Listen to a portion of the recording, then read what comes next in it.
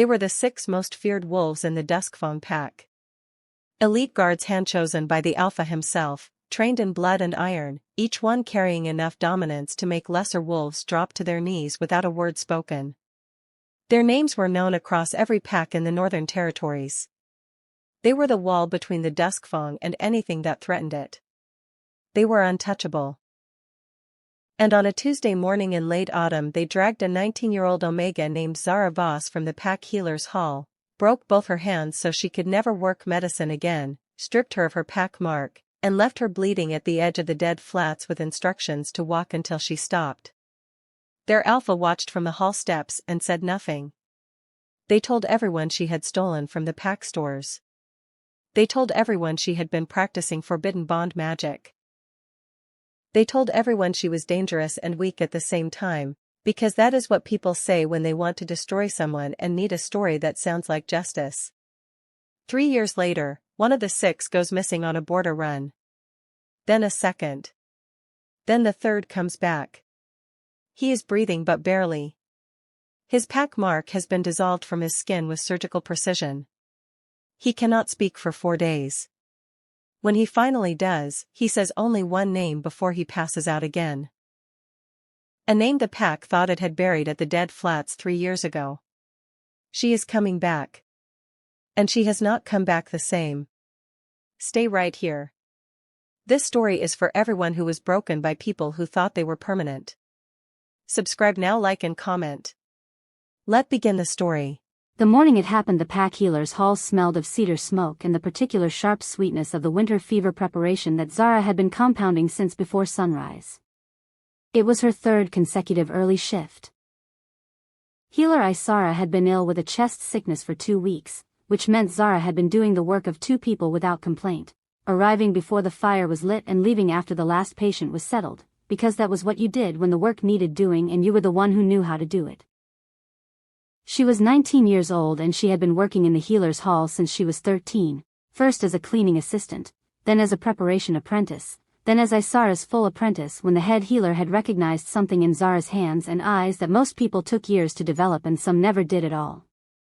The ability to feel, through the lightest pressure of fingertips, the specific quality of illness in a wolf's bond structure.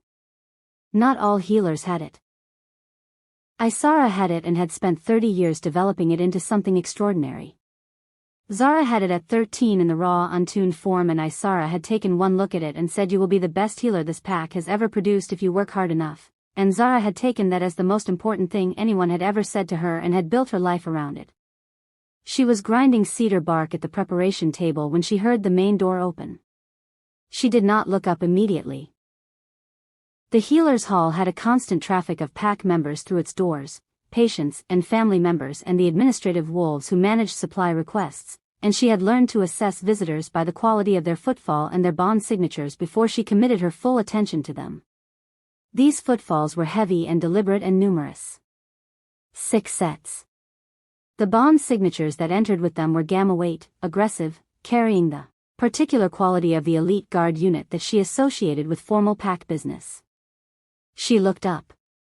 Cass Vare stood at the front of the group with his guard face on, the one that said he was executing a function and was not present as himself.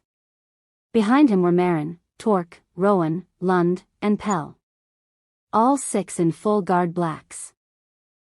Torque was wearing his heavy gauntlets, which was the detail that sent the first cold thing through her chest, because Torque only wore those gauntlets when he expected to use his hands on something that would resist.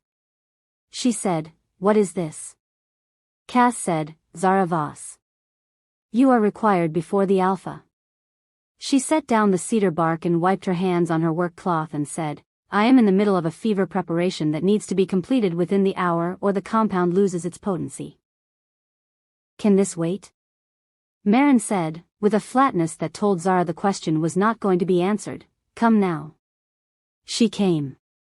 She came because she had no reason to run and because she was 19 and had spent her entire life being a person who did what was asked of her and waited for the work to speak for itself, and because the idea that this pack, her pack, the only home she had ever known, was capable of what it was about to do had not yet become thinkable to her. She was still in the category of trusting. She had not yet been educated out of it. They walked her to the pack hall in a loose formation, 3 ahead and 3 behind, which was the formation of containment and not of escort, a distinction she noticed and filed away with the growing collection of wrong things she was encountering and had not yet assembled into a coherent picture. The pack hall was full. Not the full of a celebration, the warm crowded full of the pack at feast. The full of an assembly, the full of 200 wolves who had been told to be present and had come because the Alpha had said so. They stood in their ranks along the hall walls, the betas in their working clothes, the gammas in their uniforms, the omegas grouped near the back the way they always were, and they watched her walk in with 6 elite guards around her, and they had the expressions of people who had been given a story about her already and were watching the story be confirmed. That was when the picture assembled. Demon Vale stood at the head of the hall in full alpha regalia, the duskfawn colors heavy on him, his gray eyes flat. He watched her walk toward him with no expression on his face and no recognition of the specific person she was, just the functional attention of an alpha managing a pack business matter, and she thought with a clarity that surprised her, he has already decided. Whatever this is, the decision has already been made. He said, in the carrying voice of a formal pack pronouncement. Zara Voss. You stand accused of theft from the pack medicine stores. You stand accused of practicing forbidden bond magic on pack members without sanction. You stand accused of endangering pack security through both of these acts. She stood very still. She said, those accusations are false. He said, the evidence has been reviewed by the pack council. She said, I would like to see the evidence. He said, that is not the Omega's right in an alpha adjudication. She felt the cold thing in her chest become something larger and steadier, something that was not panic but was its distant cousin, the feeling of a floor dropping away. She said, then I would like my mentor healer Isara to speak on my behalf. She has been working with me for 6 years and can account for my conduct in the healer's hall in full. Demon said, Healer Isara is ill and not able to appear. He was looking at her with those flat gray eyes, and something moved behind them that she would not be able to name until much later when she had the distance and the framework for it. Not cruelty. Something more complicated than cruelty. Something that looked like a man who had made a calculation and had convinced himself the calculation was correct and needed it to be over quickly before the conviction could weaken. He said, by the authority of the Duskfang Alpha, I strip you of your pack mark and declare you exiled from this territory. The sentence is effective immediately. The hall was silent. She said, with every remaining piece of the steadiness she had been building since she was 13, you know this is wrong. He said, remove her. Torque put on the gauntlets and came forward, and Marin moved to her left side and Cass moved to her right, and the remaining 3 closed in from behind, and she was not a fighter. She had never been trained to fight. She was a healer and she had a healer's hands, and she had spent 6 years training those hands to feel and treat and restore, and Torque took both of her hands in his and broke them in a single systematic motion that told her he had done this before and knew exactly how much force each bone required. She did not scream. She would not give them a scream. She made a sound that was not quite a scream and not quite a word, something that came out of the place where extreme pain and the refusal to give anything away met. And then she was breathing in the specific way Isara had taught her to breathe through a patient's worst moments, and she was not thinking about the pain but about the next thing, always the next thing. They walked her out of the pack hall and through the settlement and out through the southern gate and across the wide flat territory that led eventually to the Dead Flats, a stretch of bare alkaline earth at the southern edge of the Duskfang territory. That was the traditional exile point because nothing grew there and nothing sheltered there, and you could watch someone walk into it from the gate wall and understand that they had nowhere to go. At the edge of the Dead Flats, Marin said, walk. Do not come back. Zara Voss turned and looked at the 6 of them standing at the boundary. She memorized their faces the way she memorized everything important, precisely and completely, with the healer's eye for detail, committing each one to a storage space inside herself that she had learned to maintain since childhood. 6 faces. She held them there. Then she turned and walked into the Dead Flats with broken hands and no pack mark and the autumn wind coming off the alkaline flats like something personal. She walked for 2 days. The first day was the worst thing she had ever experienced, and she spent it in a state that was not quite shock and not quite grief but was both of those things and something else underneath them, something hard and permanent that she would only identify later as the specific moment her trust in certain categories of people expired. Not all people. Not even all alphas. But the specific category of person who would use their power to destroy someone who inconvenienced them and dress it as justice. That trust expired on the first day of walking across the dead flats, and it did not come back, and she did not try to rebuild it. What she did instead, on the second day, when the flats gave way to the scrub and the scrub gave way to the first sparse trees of the deadwood reaches, was start thinking. Her hands were in agony and she could not use them. That was the immediate problem. Without functional hands she could not forage properly, could not build shelter efficiently, could not treat her own injuries. Torque had broken both hands across the knuckles, for breaks total, clean fractures at least, not compound, which meant if she could find anti-inflammatory plants and splinting materials, and if she could keep them immobilized for long enough, they would heal. Wolves healed faster than humans. The question was whether she could keep herself alive long enough for the wolf healing to work. She found water on the second afternoon, a small stream running through the deadwood, and she lay down in the shallow edge of it and let the cold water do what cold water could for swollen broken hands, and she looked up at the tree canopy above her and she thought, I am going to survive this. And when I have survived it I am going to understand what actually happened and why. And when I understand that, I am going to decide what to do about it. Not revenge. Not yet. She did not have the framework for revenge yet. Just the 3 steps, in order. Survive. Understand. Decide. She had been lying in the stream for perhaps an hour when she became aware that she was not alone. The wolf that stood at the stream bank watching her was the largest omega she had ever seen and the oldest, the white locks, the yellow-gold ancient eyes, the bearing of something that had been exactly itself for so long it had stopped needing to prove it to anyone. The wolf did not speak. It watched her with those yellow-gold eyes that she could feel in the bond space even through the shock and the pain, a warmth at the edge of her perception that was not threatening but was enormously present. Zara looked at it from the water. She said, in the flat and practical voice she was already developing as her default, Are you going to help me or are you just watching? The wolf shifted. An old woman stood at the stream bank with white locks and mahogany skin and yellow-gold eyes that had not changed at all in the shift, which told Zara something about how long this woman had been doing this. She said, Both, probably. My name is Sable. You look like someone who just had something terrible happen to them and is already thinking about what comes next. Zara said, Yes. Sable said, Good. Those are my favorite kind. Come out of the water. Your hands need setting before the swelling worsens. She came out of the water. That was the beginning of the second part of Zara Voss's life. Sable had been living in the deadwood reaches for 11 years.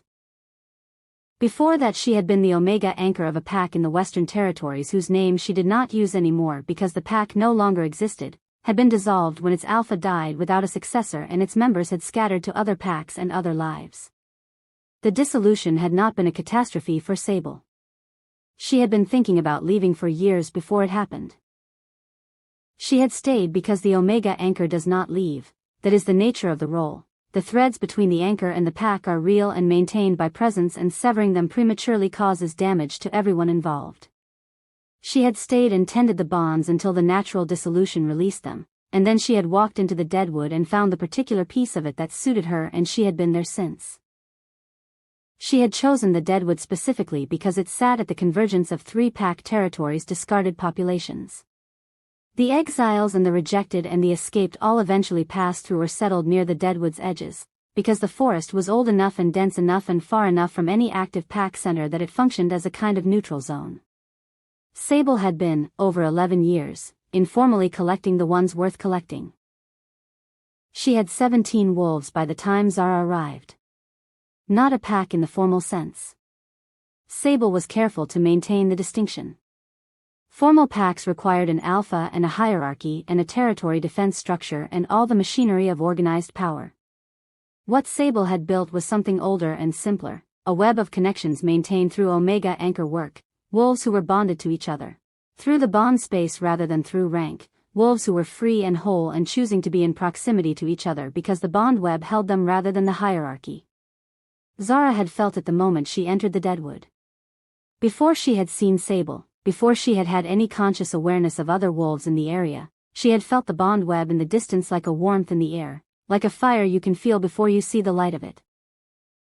She said to Sable, the first evening, while Sable was setting and splinting her hands with the efficient expertise of a healer who had done this many times, "I felt your bond web before I found the stream." Sable said, "How far out?" Zara said, "Perhaps a kilometer."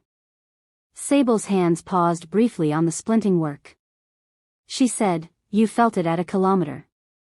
Zara said, "Yes." "Why?" Sable said, "Because I built that web with 40 years of deliberate practice and my fully developed omega perception, and the outermost edge of the perceptible field is approximately 200 meters. There was a pause. Zara said, "Oh." Sable said, "Yes." "Oh." That conversation was the beginning of Zara's education in what she actually was. Not the education Duskfang had given her, the one about being useful and quiet and serving the pack's medical needs and not making herself remarkable. The real education. The one about the specific and extraordinary nature of Omega wolf perception when it was developed rather than suppressed, about the bond web and the Omega anchor work and the deep healing that was categorically different from the surface healing she had been doing in the Duskfang Healer's Hall. The real work. The work that the Pax had been defunding and suppressing for 2 centuries because an Omega who understood her full capacity was an Omega who was not particularly useful as a subordinate. It took 2 years. In the first year Zara healed her hands first, which took 3 months and a level of focused wolf healing she had not previously been able to access, the new bond web providing a depth of support for the healing process that she had not had when she was alone. Sable's 17 wolves brought her food in the early weeks and sat with her through the worst nights of the healing process, and one of them, a former pack healer named Dav who was 70 years old and had more practical wound knowledge than anyone Zara had ever met, worked with her on the specific exercises for restoring full dexterity to the rebuilt bones. Her hands came back stronger than they had been. That was not the plan. That was what happened when wolf healing had optimal conditions and a body that had been doing precision physical work since the age of 13. The bones healed along lines that incorporated the muscle memory of the work, and what came back was not the hands of a 19-year-old apprentice but the hands of something older and more precisely calibrated, scarred across the knuckles in a way she chose not to minimize because the scars were information and she was not a person who discarded information. She healed the grief in the second half of the first year, which was harder than the hands. The grief was not simple. She had lost her pack, which was a bond structure loss that wolf bodies experienced as something close to physical damage, a tearing of the threads that had connected her to 200 other wolves since birth. She had lost her work, which was the project of her entire conscious life. She had lost Isara, her mentor, the person who had seen her most clearly and most usefully, who had been ill and had not been able to speak and who was still, presumably, in the Duskfang Healer's Hall compounding the winter fever preparation by herself, and Zara did not know if Isara knew what had happened or what Isara had felt about it if she did. She worked through the grief the way Sable taught her to work through it, by feeling it completely rather than managing it, by letting the bond space register and process every thread that had been severed, by crying in the forest when she needed to and not stopping until it was finished, by sleeping on the hard ground of the deadwood in her wolf form on the worst nights because her wolf's grief was simpler and more direct and sometimes the wolf's way was the right way. In the second year she began to learn.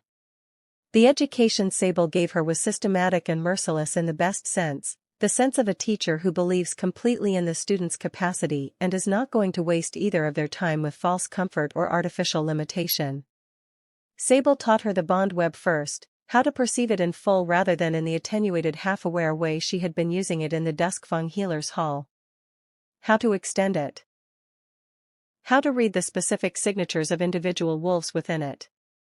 How to feel the health or damage of a wolf's bond structure the way a hand feels the specific quality of a wound.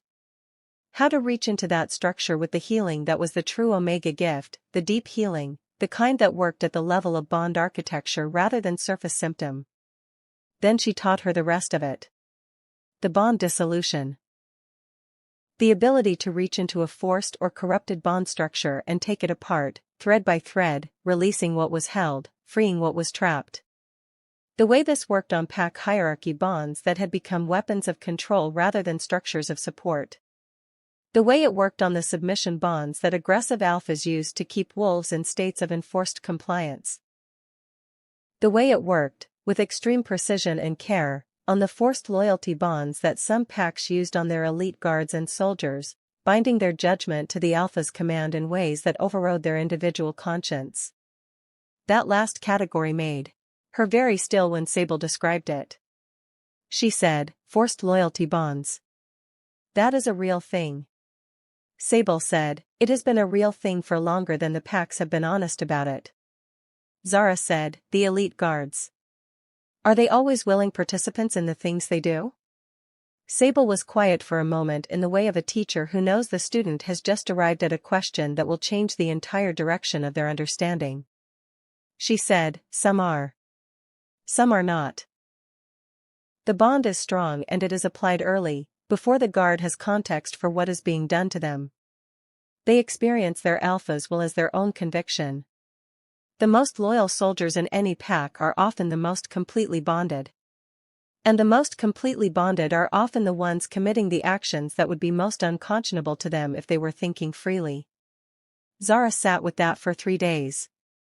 On the 4th day she went to Sable and said, "I am going back." Sable said, "I know." Zara said, "Not to burn it down. I am going back because 6 wolves hurt me on orders they may or may not have freely chosen to follow, and an alpha made a decision that I still do not fully understand, and wolves are still being governed by those structures, and I am the person who can address it." Sable looked at her with those yellow gold eyes. She said, "You are not who you were when they put you on the dead flats." Zara said, "No. I know what I am now." Sable said, "Then go. But carefully. Carefully always." Zara said, "I know how to work carefully. I was a healer." Sable said, with something that was almost a smile, "You are still a healer. That is the point. You have always been a healer. Now you can heal the things that actually need healing." She left the deadwood on a morning in early spring, 3 years after she had walked across the dead flats with broken hands. She shifted at the treeline and ran north, and her wolf was not the same wolf that had walked away from the Duskfang territory, and the morning was cold and clear and wide open, and she had not yet decided how it was going to go, but she had decided that it was going to go. Did not go directly back to the Duskfang territory. That would have been the wrong approach, and she had spent 3 years thinking carefully about the right one. A direct return invited a direct response, and the Duskfang pack's response to a returning exile would be immediate and physical, because that was how pack law worked. An exile who returned was not simply an embarrassment. They were a legal category with a specific prescribed handling, and the handling involved the elite guards, and while she was now something those guards had no framework for, she had no interest in fighting 6 experienced soldiers in the middle of their own territory with the pack watching. She needed to work at the edges first. She had studied, in the Deadwood library that Sable had accumulated over 11 years, the specific structure of the Duskfang pack's bond architecture as it had been documented in the records that exiles arriving at the Deadwood had brought with them over the years. The Duskfang was not the largest pack in the Northern Territories, but it was among the most tightly controlled, and that tightness expressed itself through the bond structure in a specific and identifiable way that she had been able to map with increasing precision as her Omega perception developed. The elite guard unit in particular. What Sable had told her about forced loyalty bonds was documented in the records as well. 3 generations of Duskfang alphas had maintained the practice of applying loyalty bonds to the elite guard unit on entry, reinforcing them annually. It was not uncommon across the northern packs. It was not legal under the Continental Compact, but the Compact's enforcement on internal pack bond practices was inconsistent at best and deliberately ignored at worst. The bonds did not make the guards puppets. That was the important distinction and the one that made the ethics complicated. They were not mindless. They retained their personalities, their skills, their individual judgment in most areas. The forced loyalty bond operated specifically on the question of the alpha's authority. It made obedience to direct alpha command feel like the guard's own genuine conviction. It made questioning that command feel wrong in a way that was indistinguishable from personal conscience. It did not make them incapable of knowing that Zara had done nothing wrong. It made acting on that knowledge against Alpha instruction feel impossible in a way that was built into their bond structure rather than their character. Casimir had known it was wrong and done it anyway. That fact sat in a specific place inside her that she had been honest about during the grieving work in the second year. She was not going to pretend the forced loyalty bond excused everything. A bond that strong could be resisted. It was hard to resist. It was the hardest thing a wolf in that position could do. But some wolves did it and some did not, and that distinction mattered. What she was going to do about it was not punishment. What she was going to do was dissolve the bonds, all 6 of them, so that the guards could then make choices with their own judgment rather than their alphas, and then she was going to address Demon Vale directly once the guards were free of his structural control. She started at the border. The Duskfang's eastern border ran along a stretch of mixed forest and open moorland that was patrolled in alternating shifts. She had memorized the patrol rotation from the records and updated her estimate based on observation from a distance using her bond perception, which could now read the signatures of individual wolves from nearly 2 kilometers in the right conditions. She identified Casimir's signature on the 3rd day of observation. She knew his signature. She had known it since the morning in the healer's hall. The specific quality of it, the gamma alertness and the particular undertone that she read as a kind of chronic discomfort, the way the forced loyalty bond in him felt when she perceived it from a distance, a compression, a knot, a place where the natural flow of his bond structure was redirected through a structure that was not his own.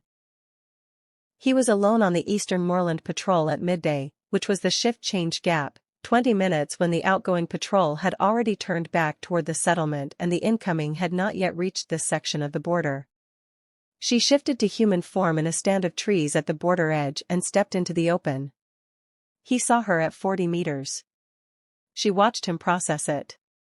First the threat assessment, the automatic reflex of a guard encountering an unknown figure at the border. Then the recognition, which took perhaps 3 seconds, and she watched the recognition move through him in the bond space, a complicated cascade, the present face mapped onto a stored memory mapped onto the forced loyalty bond's response to the information that the exiled wolf was at the border, and the correct response was to report it immediately and physically remove her. He moved toward her and she did not move. She said, "Cass. I need 10 minutes. He said, "You are in violation of your exile order." She said, "I know. I need 10 minutes. I am not here to fight you and I am not here to do anything that requires your participation if you choose not to give it. I am here because I need you to feel something and then make a decision." He was at 15 meters now, his hand on the guard baton at his hip, his dark eyes doing the rapid calculation of a wolf who is simultaneously processing a threat and processing something else that was not fitting cleanly into the threat category. She said, "The loyalty bond they put on you when you joined the elite guard. Can you feel it?" He stopped. She said, "It is in the left side of your bond structure, approximately at the point where personal conviction and external command meet. It is a compression. It has been there since your first year in the unit and you have been feeling it as your own certainty for so long that it probably feels like part of your character at this point. It is not. It is architecture that was installed without your informed consent. I can show it to you if you will give me 3 minutes." He said nothing. She felt the bond structure moving in him, the loyalty bond pressing toward command response, the part of him that was actually himself pressing toward something else, and the specific quality of the conflict between the two was the thing she had been trained to see. She said, "You knew what they did to me was wrong." His jaw tightened. She said, "That is not me accusing you. That is a fact you already know and have been carrying for 3 years. The bond did not make you not know. It made you unable to act on what you knew. Those are different things." He said, in a voice that was slightly thinner than his professional guard voice, "What do you want?" She said, "I want to show you the bond so you can see it clearly. That is all. You decide what you do with that information. I am not asking you to help me." I am asking you to look at the thing that was done to you without your consent. 3 seconds. He said, show me. She reached into the bond space. She did not dissolve it immediately. She had thought carefully about this and decided that dissolution without consent was itself a violation, that the right approach was to first illuminate the bond so the person could see it, and then offer dissolution, and then let them choose. This was Sable's teaching: the deep healing is not done to a person, it is done with a person. The distinction is the whole of the ethics. She showed him the bond. She reached in with the bond perception and she illuminated the forced loyalty structure in him the way you illuminate a foreign object in a wound by gently pressing the surrounding tissue, carefully, specifically, not moving the thing itself but making it visible by contrast. She showed him the compression and the redirection and the place where his own bond structure ended and the installed architecture began. She watched him feel it. It took about 30 seconds for him to feel it fully. She felt him feel it, felt the recognition move through his bond structure in a specific way that she had learned from Sable's teaching was the particular quality of a wolf becoming consciously aware of a bond structure for the first time. Something between discovery and horror. The sensation of touching a wall that has been so close for so long you stopped knowing it was there. He said, very quietly, how long? She said, your first year in the unit, based on the depth of it. 7 years, approximately. He said nothing for a long time. The moor was quiet around them. Somewhere distant a bird called twice and stopped. He said, can you remove it? She said, yes. With your consent. He said, do it. She dissolved the bond with care and precision, the way she had learned to do it in 2 years of practice in the deadwood, thread by thread, releasing the compression and the redirection and the architecture that was not his own, until what remained was his own. Bond structure in its natural state, unobstructed, running clear and clean from his own conviction to his own judgment with nothing installed between them. He stood in the open moorland for a long moment. She watched what happened in him. There was no dramatic physical change. He was still Casper, the same build and face and history. But the undertone of chronic discomfort that she had always felt in his bond signature, the quality she had identified even at 19 in the healer's hall without having the framework to name it, was gone. What remained was cleaner. He said, what happens now? She said, now you make your own choices. I am going to find the other 5. I am going to offer them what I just offered you. And then I am going to talk to Demon Vale. He said, he will not receive it well. She said, no. I know that. I am not going to him expecting it to go well. He said, what are you expecting? She said, a fight. A real one, the kind that settles things. But first the guards, because I will not fight my way through wolves who are not choosing to stand in my path freely. He looked at her for a long time. She let him look. She was not performing anything for him. She was simply herself, the thing 3 years of exile and 2 years of education had made her, and she was patient. He said. Rowan is on the Western Patrol. Midday shift gap. He is at the marked oak stand at the border's western edge. He will be alone for 20 minutes starting in 2 hours. She said, thank you. He said, do not thank me. I am not helping you for your sake. I am helping you because what I just felt deserves a proper response and I do not know what else to do with it yet. She said, that is an honest answer. It is enough. She shifted and ran west at speed, and he stood on the eastern moor and watched her go, and then he turned back toward the settlement and began walking, and everything about the way he walked was different from everything about the way he had walked for 7 years. Rowan Hext was the one she had expected to be the hardest. Casper carried chronic discomfort. Rowan Hext, in her reading of him from the days she had spent observing the border, carried something more complex, the bond signature of a wolf who had compartmentalized. He had taken the thing that had been done on that morning 3 years ago and he had put it somewhere very small and very contained and he had built walls around it that were not the loyalty bond's walls but his own walls, constructed from a choice to not look at it because looking at it was going to cost him something he was not ready to pay. The loyalty bond was present in him too, the same depth and quality as Cass's, but the compartmentalization was his own architecture and it was going to make the conversation harder. She found him at the marked oak stand at the western border edge as Cass had told her.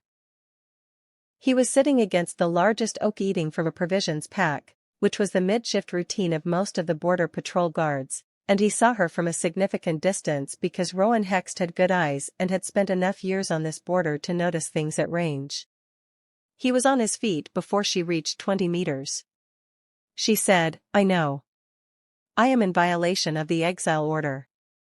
I need to talk to you." He said, "You need to leave this border immediately."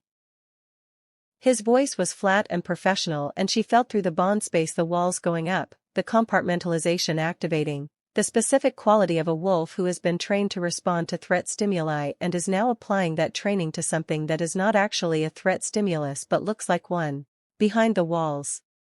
She said, "The morning in the healer's hall. You have never spoken about it to anyone." The walls went harder. She said, "Not an accusation. An observation. You have not spoken about it because speaking about it requires looking at it and looking at it requires deciding what it means and you have not been willing to do that yet. I understand why. I am telling you that the thing you have been not looking at is not going to get smaller by continued not looking. I know this from experience." He said, "You are wasting your time." She said, "Let me show you the loyalty bond they installed in you. Just look at it. That is all I am asking." She felt the conflict in him, the loyalty bond pressing toward immediate command response, the compartmentalization pressing toward not engaging, and underneath both of them something she had not expected but recognized immediately, grief. Old and unprocessed and still very much present. She said, more quietly, "You were not old enough to understand what you were agreeing to when they put the bond on you. You were 21 and you had just been promoted to the most prestigious unit in the pack. The bond was standard induction procedure. They did not explain what it was or what it would cost. That is the thing about forced bonds, they only work if the person does not know they have them." He was very still. She said, "You do not have to forgive yourself for what happened in the healer's hall today. You do not have to do anything except look at the thing that was installed in you without your knowledge. After that, all the rest is yours." 3 breaths. 4. 5. He said, "Show me." She showed him. She dissolved it with his consent. And when it was done she watched him sit back down against the oak tree and put his face in his hands, not in the theatrical way of someone performing emotion but in the quiet private way of a person who has just put down something very heavy that they have been carrying alone for a very long time. She sat down across from him and waited. After a while he said, from behind his hands, "I have been telling myself for 3 years that I was following orders." She said, "I know." He said, "The bond made following orders feel like conviction." She said, "Yes." He said, "But I still knew." She said, "Yes. The bond does not take away what you know. It takes away your ability to act on what you know against the Alpha's command. The knowing was always yours." He looked at her. His eyes were the dark watercolor she remembered and they were raw in a way she was not going to look away from because he deserved to be seen in this. He said, "What do you need?" She said, "I need you to stay on your patrol and not report this conversation. I need 3 more days to reach the rest of them. After that, whatever happens with Demon Vale, I would ask that you and Cass and anyone else I reach be available as witnesses if it becomes a formal matter." He said, 4 of the 6. "What about Torque?" She said, "Torque is a separate question." He said, with a specificity that told her he had been thinking about this categorization for 3 years, "Yes. He is." She left him at the oak stand and ran north along the border toward the position she had identified for Marin, and she felt through the bond space the thread she was building, the loose and careful web of 6 wolves one by one becoming themselves again, and she thought, "This is the work. This has always been the work." She found Torque on the 5th day. He was running a supply cart along the eastern road, a job he took on rotation because the elite guards covered all forms of pack security including logistics, and Torque was the one who moved large things. The cart was loaded with timber from the northern mills, pulled by 2 heavy pack horses, and Torque sat on the driver's bench alone because the road was well within pack territory and the security requirement was minimal. She stepped onto the road in front of the cart from the tree line. He pulled the horses up with the economical reaction of a very large man who was also very fast, and looked at her from the cart bench with those flat steady brown eyes, and she felt his bond structure immediately. The loyalty bond was present, the same installed architecture as the others. But underneath it, and different from anything she had felt in the other 4, there was something that she identified after a moment as the specific absence of the thing she had found in all of them: guilt. Cass had guilt. Rowan had guilt and grief. Marin had guilt wrapped in self-justification. Lund and Pell had guilt mixed with fear. Torque had the loyalty bond and competence and a specific and complete absence of personal conflict about what he had done. She stood in the middle of the road and felt that and did not look away from it. He said, "You should not be here." She said, "I know." He said, "I am going to need to report this." She said, "I know that too. I want to talk to you for 5 minutes before you do." He said, "5 minutes does not change an exile order." She said, "No. I am not asking you to change anything. I am asking you to hear me for 5 minutes. After that, do what you decide to do." He considered this with the flat efficiency of a man who made practical calculations rather than emotional ones. He set the reins, stepped down from the cart, and stood in the road with his arms at his sides and his eyes on her with the steady regard of a wolf who is technically listening and reserving all judgment. She said, "You have a loyalty bond in your bond structure. The same one all 6 of you have. I have dissolved the others." He said, "You have been reaching the other guards." She said, "Yes." He said, "And they let you?" She said, "They chose to let me, yes. After I showed them what the bond was." He said, "And you want to do the same to me?" She said, "I want to offer to show it to you. What you do with that offer is your decision." He said, "What is the point?" She said, "The point is that a bond was installed in your structure without your informed consent. The point is that you deserve to know what is actually yours and what was put there by someone else."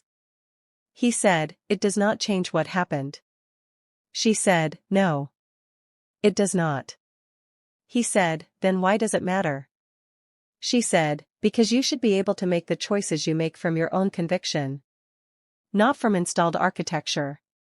Whatever you decide with your own judgment, that is yours.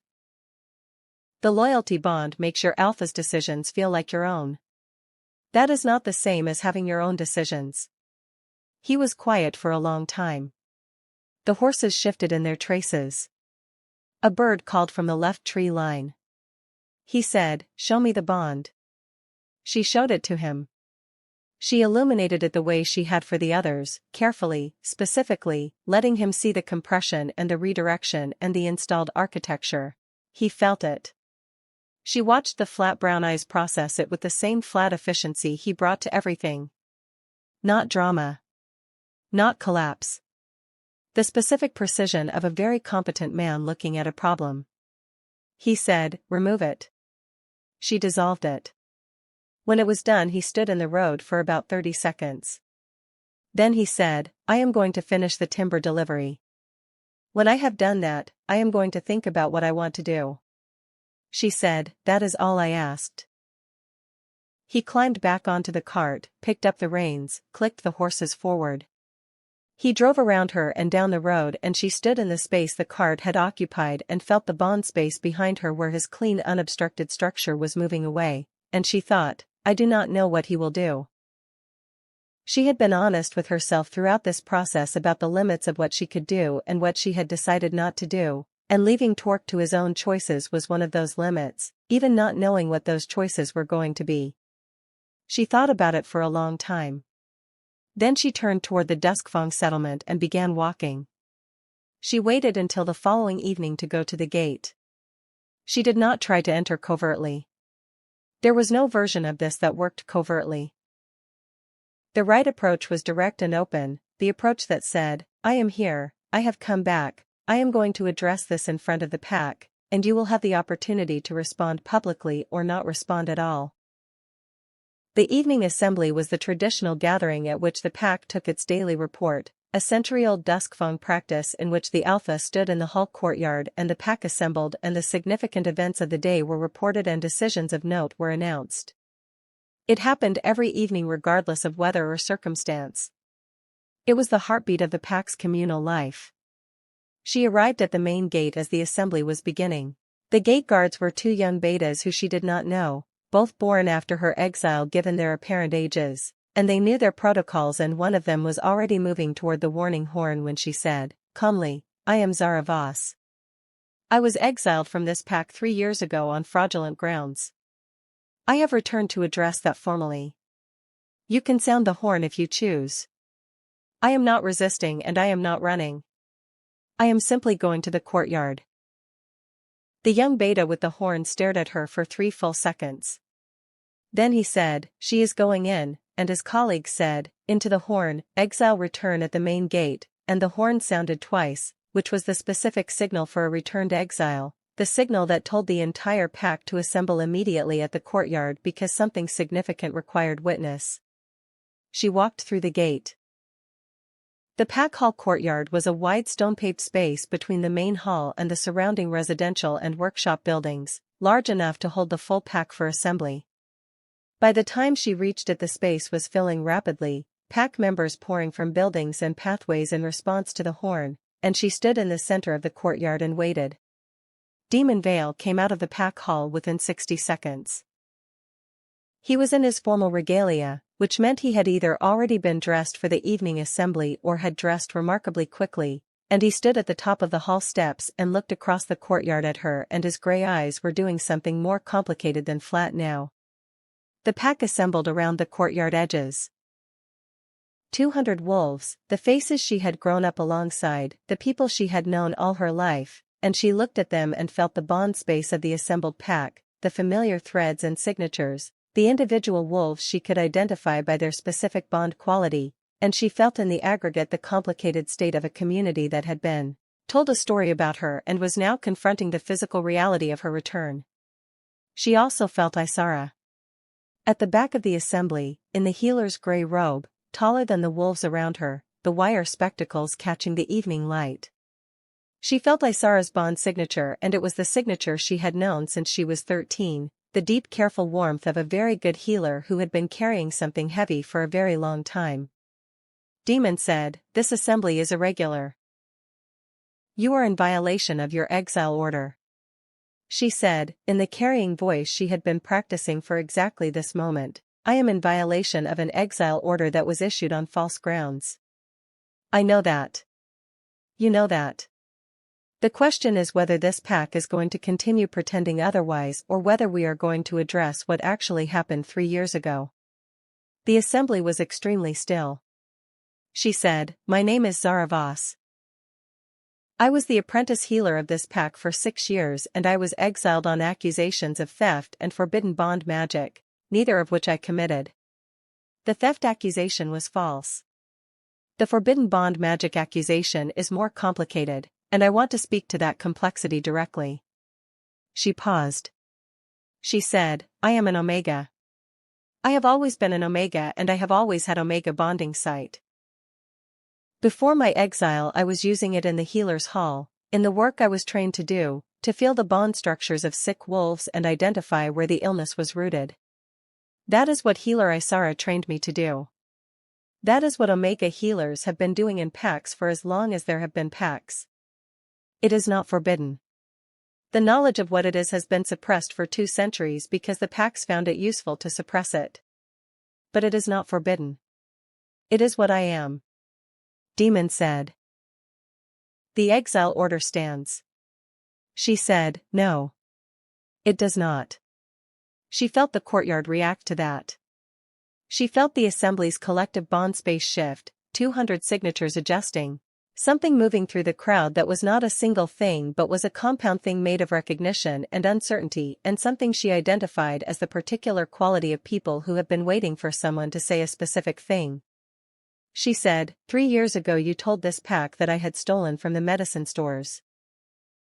I would like you to explain to this assembly why the pack's medicine stores were purchased from an external supplier 3 months after my exile, at a cost that is recorded in the pack's trade logs, if the person responsible for the theft had already been removed from the pack.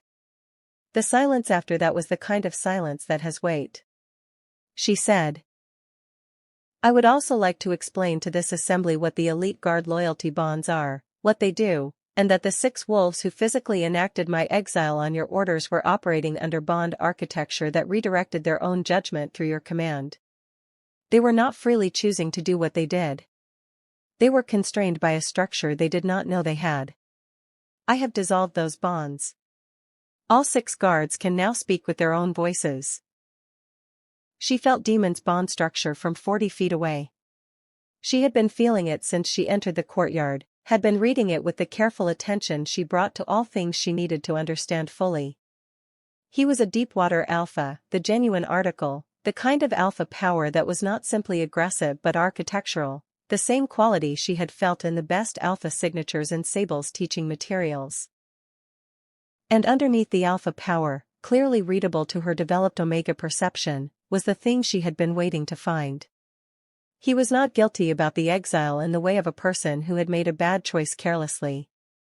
He was guilty in the way of a person who had made a calculated choice and had spent 3 years maintaining the calculation because abandoning it was going to cost him something enormous. She said, directly to him, I am not your enemy. I have never been your enemy. I came back to fix what was broken, not to destroy what was built. But the fixing requires the truth to be spoken in front of this pack, and I am going to speak it whether or not you participate.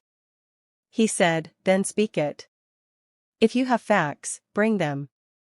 It was not acquiescence. She did not read it as acquiescence. It was the response of a man who had assessed the situation and determined that fighting her directly in the courtyard with 200 witnesses and 6 newly freed guards behind her was not the position that was going to serve him. She brought them. For an hour she spoke to the assembled duskphone pack with the precision and the preparation of a wolf who had spent 3 years learning to do exactly this. The supply log evidence. The record of the external medicine purchase. The historical documentation of Omega bonding site as a legitimate and ancient healer's practice. The nature and the history of the forced loyalty bond system. She was not performing outrage. She was not making an emotional case. She was presenting evidence to a community that deserved to have it, and she was doing it clearly enough that the community could make their own assessment. By the end of the hour she felt the assembly's bond space. She felt it the way she felt everything now, through the full Omega perception that Sable had taught her to trust, and what she felt was not simple. It was not unanimous. It was not a tidy resolution. It was 200 wolves in the process of revising their understanding of something they had been told 3 years ago, and that revision was different in each of them, moving at different speeds and from different starting points, and some of them were not going to complete it quickly or easily or at all. That was honest. She had not come back expecting a tidy resolution. It was 200 wolves in the process of revising their understanding of something they had been told 3 years ago, and that revision was different in each of them, moving at different speeds and from different starting points, and some of them were not going to complete it quickly or easily or at all. That was honest. She had not come back expecting a tidy resolution. Demon Vale came down the hall steps slowly, and the pack watched him come, and he stopped at the bottom step and looked at her across the courtyard and said, in a voice that was still formal but carrying something underneath the formality that she read as a man beginning to move towards something he had been avoiding, the exile order is suspended pending formal council review. She said, that is enough for tonight. From the back of the assembly she felt Isara moving toward her through the crowd. The council review took 4 weeks. It was convened by the Pack Council's 3 senior members, betas who had held their advisory positions for decades and who were known, insofar as anyone in a Pack power structure was known to be impartial, To be the kind of wolves who cared more about the pack's actual health than about the maintenance of any particular alpha's authority. Whether that was true in practice and not just in reputation was one of the things Zara was going to find out. She was not idle during the 4 weeks. Isara had found her in the courtyard after the assembly, had come through the crowd with the precise quiet movement of a tall woman who knows exactly where she is going, and had said only, "Come to the healer's hall." And Zara had followed her there, and they had sat in the lamplight at the preparation table for 4 hours, and Isara had spoken for most of the first hour without stopping, the specific quality of someone releasing 4 weeks of carried weight in a single continuous outpouring. She said, "I was ill when it happened. I have told myself that for 3 years. I was ill and I was not there, and I did not know until after." Zara said, "I know." Isara said, "When I found out I went to the Alpha. I said what was done was wrong. He told me the evidence had been reviewed. I said, what evidence? I was your mentor, I can account for everything she did in this hall." He said the matter was closed. She took off her spectacles and held them in her hands. She said, "I should have pressed harder. I should have taken it to the council. I should have stood in the courtyard and said what I knew. I did not. I told myself the pack needed me and that fighting it would cost me my position, and without my position the pack's medical care would suffer. I told myself a great many things. None of them were as true as the simple truth, which was that I was afraid and I was not brave enough." Zara looked at her for a long time. She said, "I know. And I need you to hear this. You not fighting hard enough for me is something I had to grieve, and I grieved it in the deadwood, and I am done grieving it. I am not going to pretend it did not happen. But I am also not going to need you to spend the rest of your life accounting for it to me. What I need from you is here and now. I need a partner in the healer's hall. I need the collaboration we were always building toward." Isara looked at her with those dark, precise eyes behind the wire spectacles. She said, "You are not the girl I taught." Zara said, "No. I am what she became." Isara said, "She became something I should not be surprised by. I always said she would be the best healer this pack had ever produced. It appears I was understating it." They began working together the following morning. The deep healing that Zara now carried, the Omega bond healing that Sable had taught and she had spent 2 years developing, was different from the surface medicine in a way that took the first week to establish a working vocabulary for between them. Isara had always healed at the level of bond perception. It was the gift that had identified her as a great healer, but her perception was less developed than Zara's now, and the techniques that Sable's tradition had preserved were techniques that Isara's more modern training had not included. There was a specific case that opened the real collaboration. A young male wolf named Aaron, 17 years old, a beta who had been declining in health for 8 months without any surface level cause that the pack's medical knowledge could identify. His body was physically sound. His nutrition was adequate. He slept well and ate well and had no injury or illness that conventional diagnosis could locate. But he was fading in the specific way of a wolf whose bond structure is damaged at a level too deep for surface healing to reach. Zara sat with Aaron for an hour on the 3rd day after the assembly, just feeling his bond space with the full Omega perception, not treating, just listening. She found it. A grief bond.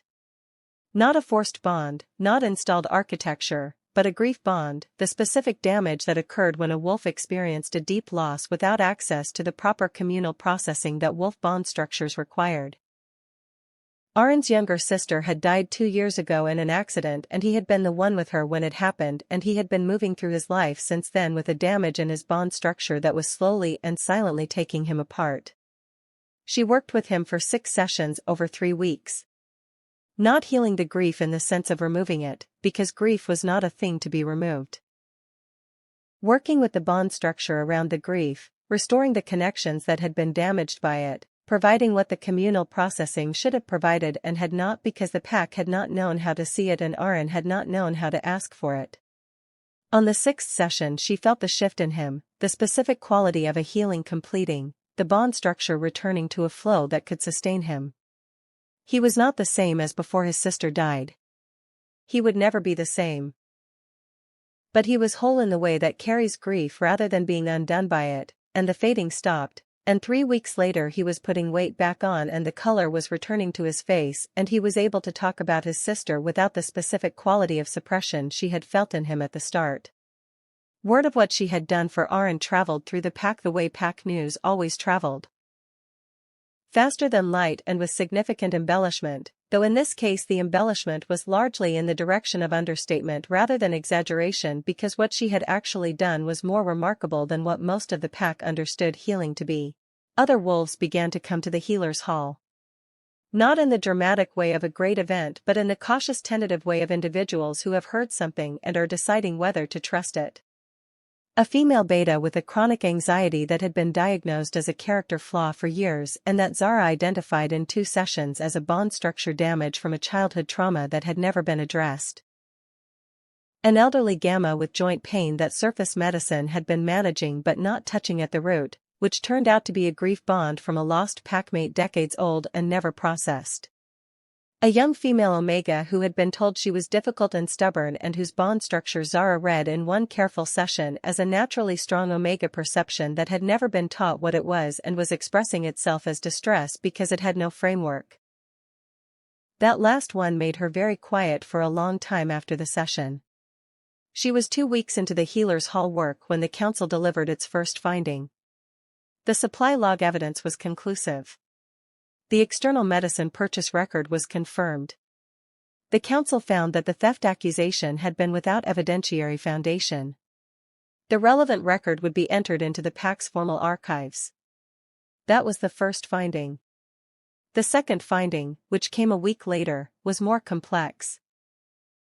The council had interviewed the 6 guards. All 6. The finding on the loyalty bonds was careful and thorough. The bonds were confirmed as installed architecture, their application to the elite guard unit was confirmed as a 3-generation Duskfang alpha practice, and the council found that their installation without informed consent was inconsistent with the pack's stated values regarding pack member autonomy. The finding did not impose any punishment on the guards. It imposed a requirement on the alpha. The practice of loyalty bond installation was formally prohibited from continued use, effective immediately, with the council's right to review enforcement. On the third finding, the council was convened in full session with the pack present. The council chair, an old beta female named Orvith who had held her position for 22 years, read the finding in the same stone courtyard where Zara had addressed the assembly. The exile of Zara Voss was declared null and void, retrospective to the date of issue. The finding noted specifically that the circumstances of the exile were such that the alpha had exercised his authority in a manner that departed from the evidentiary standards that pack law required. The finding did not use the word fraudulent. Orvith had explained to Zara privately before the session that the council had chosen the more careful language because its goal was the pack's future stability, not the maximum formal consequence. Zara had accepted this. Not because she was satisfied with the softer language. Because she understood that the council chair was right about what would serve the pack's actual health and she had been a healer long enough to know the difference between the treatment that felt most satisfying in the moment and the treatment that actually healed. After the finding was read, Demon Vale stood up. He had been sitting in the front row of the assembly, not on the hall steps, at the same level as everyone else, which was not a coincidence. He stood up and turned to face the assembly and she felt his bond structure and it was different from what she had felt when she arrived at the courtyard 2 weeks ago. Not repaired. Not resolved. But moving. The quality of something that has been holding very still for a long time and has begun to move. He said. I made a decision 3 years ago that I told myself was necessary. I told myself there were reasons it had to be done and that the pack's stability required it. I have been maintaining that position for 3 years and I am not going to maintain it any longer. He paused. He said, I want to explain what the actual reason was. Not the story I told the pack. The actual reason. Zara Voss had identified a thing in this pack that I did not want identified. She had, in the course of her work in the Healer's Hall, become aware of the loyalty bond system we used on the elite guards. She had not said anything publicly. But she knew. And I knew she knew. And I knew that an Omega healer who could feel bond structures and who understood what she was feeling was eventually going to say something to someone, and when she did it was going to end the practice that I had inherited from my father and his father and that I had been telling myself was necessary for pack security. He looked at the assembly. He said, "The truth is that I was afraid of what she knew. Not of her. Of the knowledge. And I used my authority to remove the knowledge rather than address the thing the knowledge was about. That is the truth, and the council's finding is correct, and I am sorry." The assembly was as quiet as an assembly of 200 wolves could be. Zara stood at the edge of the courtyard and looked at him and felt the bond space and the specific quality of what he had just done, which was a thing she had not been certain he was going to do and which required her to update her assessment of him in a specific direction. He had told the truth in front of 200 people about the actual reason for something that had cost someone enormously. That was not nothing. She was not going to pretend it repaired everything. She was also not going to pretend it was nothing. She said, into the quiet, "Thank you." It was not forgiveness in the final complete sense. It was not the end of the accounting. It was the acknowledgement of a true thing said publicly in the right place and the right time, and that acknowledgement was its own thing and it deserved to be named. After the assembly she went back to the healer's hall. There was work to do. There was always work to do, and it was the work she had always been meant to do, and she had come back to do it, and she was going to do it now, in full, as what she was. Isara was at the preparation table when she came in, 2 apprentices working beside her on the winter fever compound, the hall busy with its morning traffic. She looked up when Zara entered and said nothing, which was the right thing, and Zara went to the preparation table and picked up her tools, the tools that her rebuilt hands could use better than they ever could before, and began to work. 3 months after the council findings, the pack had changed. Not dramatically. Not in the way of stories where the resolution is total and visible and all the broken things are fixed. Pack change was a slower thing than that, and Zara had known this before she came back because Sable had told her, and she had understood it through the work she did in the deadwood with 17 wolves who had each been changing slowly for years. The 6 guards were finding their way. Casvair had transferred out of the elite guard unit and was working border patrol in a non-command capacity, a choice he had made himself without being asked and which had the quality of a man building a different relationship with his work from cleaner foundations.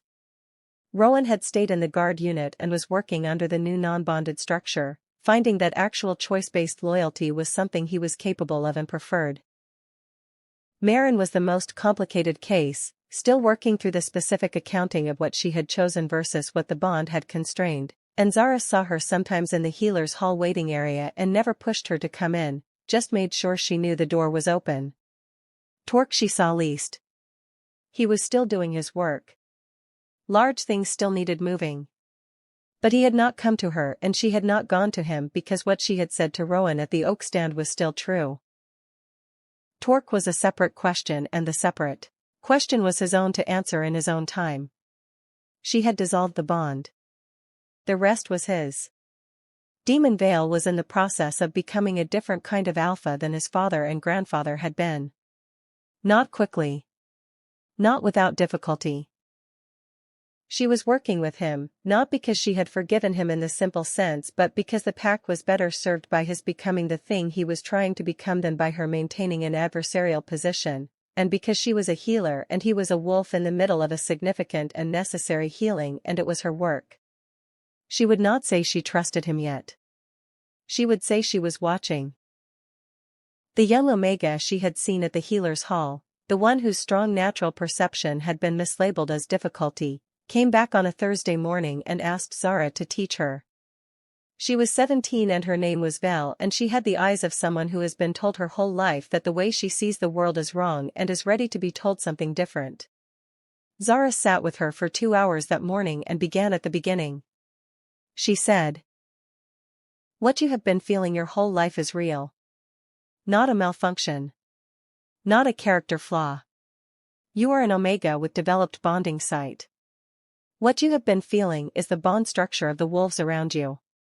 You have been feeling their connections and their damage and their health and their history, and you have been feeling it without any framework for understanding what it is, which is the most disorienting thing that can happen to a wolf with this gift.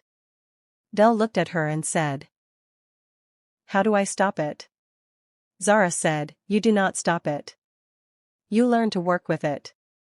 You learn to choose what to attend to and what to set aside. You learn its vocabulary. You learn what it is telling you and how to respond. It is not a thing that happens to you. It is a thing you do. And it is a very important thing." Del said, "Why did nobody tell me this?" Zara said, "Because the knowledge was suppressed for 2 centuries by packs that found it more convenient to have omegas be uncertain about themselves than to have them understand what they were." She paused. "That changes now." She taught Val. She taught her through the autumn and into the winter, and other wolves came, and she taught them too, and the healer's hall became something it had not been before, a place where the deep work was known and named and done, where bond healing was practiced alongside the surface medicine, where omegas who came in uncertain about themselves left with frameworks and vocabulary and a specific kind of confidence that comes not from being told you are special but from being taught what you actually are. Isara watched all of it with the particular expression she wore when something she had suspected for decades was being confirmed in real time.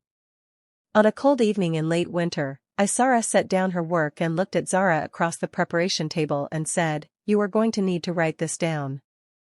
Zara said, "I know." Isara said, "Not just the techniques. The history. Why it was suppressed. What it costs a wolf to not have access to it. What the deep healing can actually do." Zara said, "I am already starting it." Isara said, "When it is written, other packs need to see it." Zara said, "I know that too." Isara looked at her for a long moment with those dark precise eyes. She said, "You came back to fix what was broken here. You have done that. But what you carry is not only for here." Zara said, "No. I know." She looked at the healer's hall around her. The lamp on the preparation table. The shelves of compounded medicines and the new shelves of bond-healing materials that had not existed 3 months ago. The herbs drying from the ceiling beams. The doorway through which Vel would arrive in the morning for her lesson. The smell of cedar smoke that had been the smell of the room since she was 13 years old. She said, "This was always the work. I just had to go away to understand what the work actually was." She was 22 years old and she had been broken and rebuilt and she was still rebuilding, and the rebuilding was the point, not the finished state but the ongoing intentional building of something better than what had been handed to her. She picked up her pen and began to write.